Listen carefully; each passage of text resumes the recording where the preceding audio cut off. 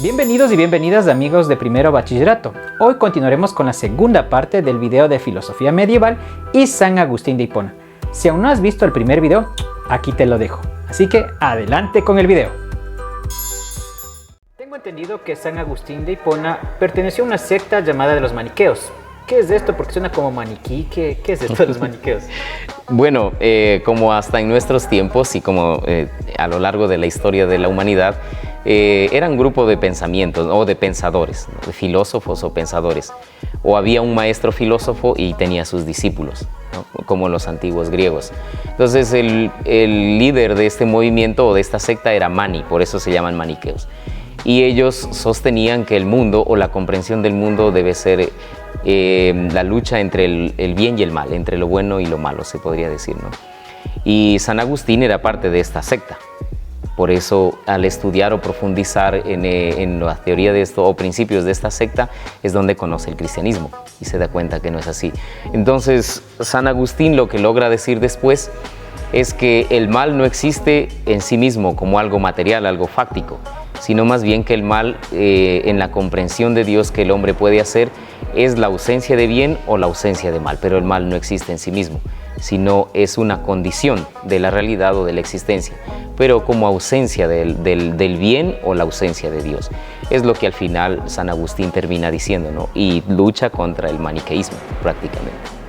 Es decir, que San Agustín, cuando perteneció a los maniqueos, como que no le fue suficiente las respuestas que él encontraba para entender esto de Dios. Cuando se encontró con el cristianismo, como que ahí su madurez espiritual y racional fue creciendo, y por eso es que, de lo que entiendo, se hizo al cristianismo y ya pudo justamente combatir a los maniqueos. Por eso San Agustín termina identificando a Dios como el bien y el bien como el origen del mundo. Por tanto, si Dios era bueno, no podía haber creado el mal. Por tanto, no es una lucha entre el bien y el mal, el origen del mundo o la comprensión de la realidad, sino es la ausencia del bien. Por eso se da la condición del mal. Como para que nosotros entendamos, es como, por ejemplo, aquí tenemos una luz. Si estamos en la luz, estaremos justamente iluminados y sabemos a dónde vamos. Pero si nos alejamos de la oscuridad, no sabemos por dónde vamos y qué nos va a pasar. No es culpa de la luz que tú te vayas a la oscuridad. Entonces, es más o menos eso lo que se nos trata de decir. El bien existe y el mal es condición. Es condición de haberte apartado del bien. Interesantísimo. San Agustín en su obra 43 nos dice: todo hombre quiere entender. No existe nadie que no lo quiera, pero no todos quieren creer. San Agustín dice: me dice alguien, entienda yo y creeré. Y San Agustín dice: le respondo, cree y entenderás. ¿Qué es esto que nos dice cree y entenderás? ¿Qué nos trata de decir San Agustín? Bueno, esta parte tiene que ver con los principios o la teoría de conocimiento que plantea San Agustín, ¿no? Él dice que la razón es capaz de conocer.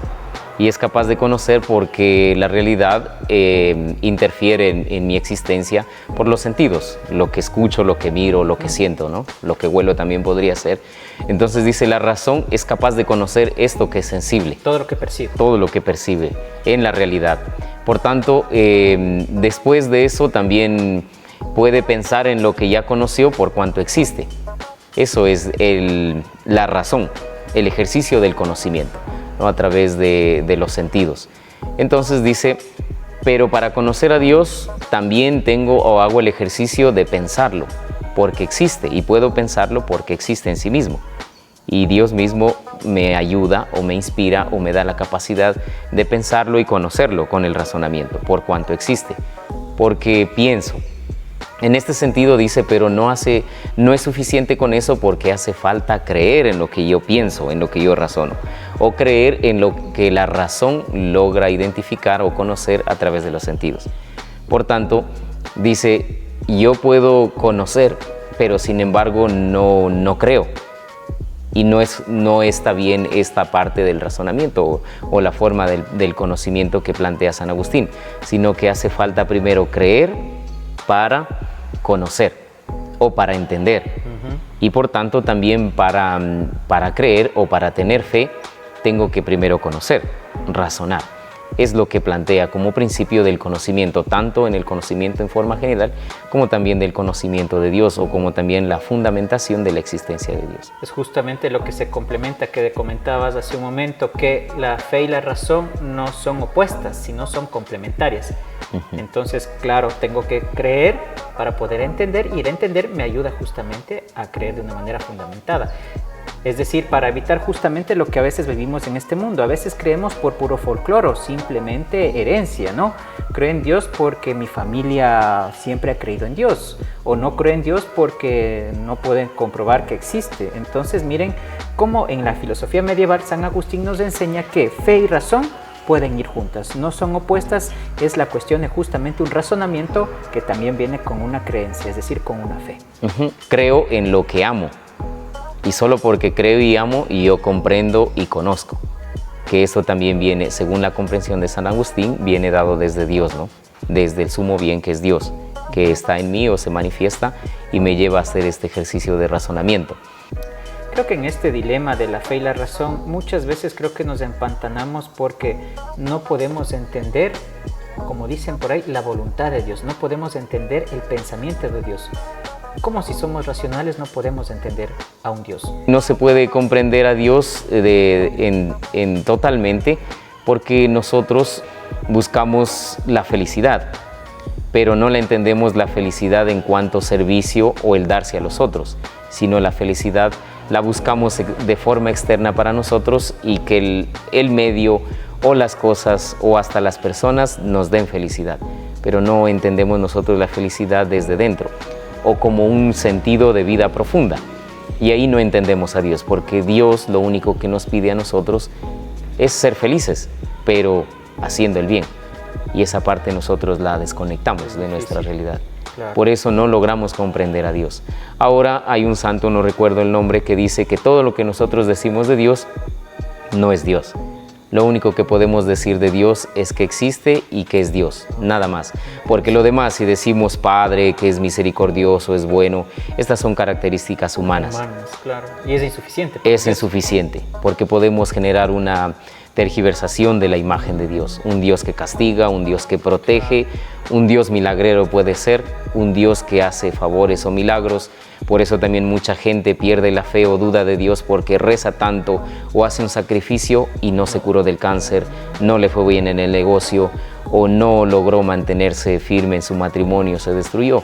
Es porque tenemos una idea falsa de Dios, ¿no? Y entonces lo que entiendo es que no es posible al ser humano entender a Dios, porque justamente es eso, es Dios, está fuera de un contexto de un pensamiento humano. Es decir, nosotros tratamos de entender a Dios como comportamientos humanos, como tú dices, misericordioso, bondadoso, pero Dios sería limitando solamente decir que es eso, pero es un Dios, por algo es nivel Dios.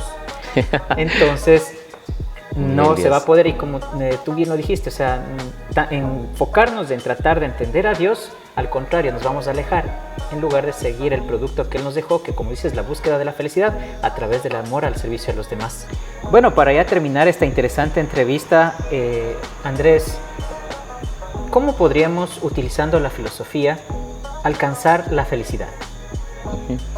Bueno, es un cuestionamiento o una pregunta fundamental del hombre que no está resuelta del todo, pero podríamos decir nosotros, desde la filosofía se puede entender que la búsqueda de la felicidad que el hombre vive o experimenta o necesita está en la búsqueda de sí mismo, el hecho de conocerse y ubicar su puesto en el mundo, en interrelación consigo mismo, con sus semejantes y con el universo, con el mundo, es donde encuentra primero su ser en sí mismo, y eso le da seguridad para ser lo que él descubre que debe ser y lo que es propiamente. Eso le da felicidad en principio, ¿no? Pero también de algunas teorías filosóficas se podría decir que se encuentra la felicidad cuando se encuentra o se identifica el bien absoluto en sí mismo, y en la medida en que elige el bien o hace el bien, también encuentra estabilidad o felicidad, porque encuentra un sentido profundo de su propia existencia.